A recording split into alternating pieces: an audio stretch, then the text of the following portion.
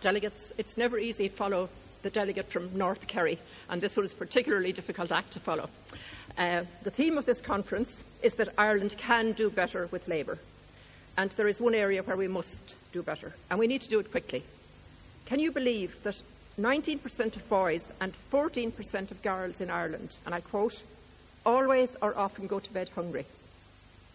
Why is it, in a country as wealthy as ours, that such a thing can happen? Families and communities all over Ireland need us to do better, and I believe we can, through a range of measures, some of them very simple to implement.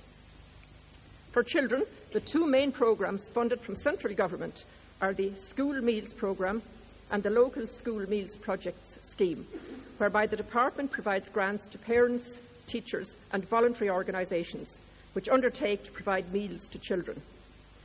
There are at least two reasons why these schemes make virtually no inroads into combating food poverty amongst children. Firstly, the amount of spend per child per year in the School Meals Programme works out at €65, and that's per year. In the Local School Meals Project Scheme, funding works out at €238 per child per year. The second problem relates to the fact that there is no nutritional aim delivered by these programmes. If the state-funded school meal is the only meal that a child has all day, then it should meet some sort of nutritional objective and not just be something that is easy to provide but not necessarily nutritious. In 2003, a comprehensive review of these programmes was carried out, which concluded, and I quote, "The current scheme does not provide an efficient or effective policy response to the needs identified." And despite their promises to implement the recommendations of that review, the government has failed to do so. And why have they failed? Because they've run out of steam, they're tired, and they need to hand over to people who are prepared to tackle childhood food poverty. School children all over England receive at least one piece of fruit every day. We need such a programme here in Ireland.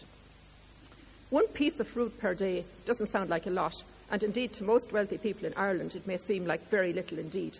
But I can tell you, as someone with a background in this area, the benefits to children over time would be enormous. In the UK scheme, the schools that attained healthy status under the fruit scheme noted improvements in academic performance, and 55% of participating schools noticed an improvement in the ethos and atmosphere in the classes involved in the scheme. We need to extend the provision of free meals which fulfil evidence-based nutritional goals to every primary school and every secondary school child in Ireland who needs them.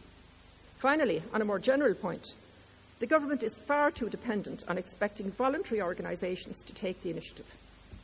I think it's great when parents come together and apply for funding to provide school meals to school children.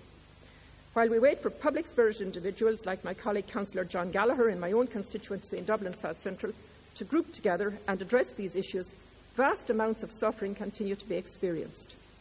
We need the government to take the initiative. It is legally responsible for eliminating this unnecessary scourge, and it must do so with all the means necessary, and not just sit back and let the volunteers pick up the tab. Our children that are most in need deserve more than the crumbs from the rich man's table of this Fianna Fáil PD government. Dominic Hannigan quite correctly said we must ensure that every child has decent health care, and we must. And surely every child deserves to have enough to eat. Thank you, delegates.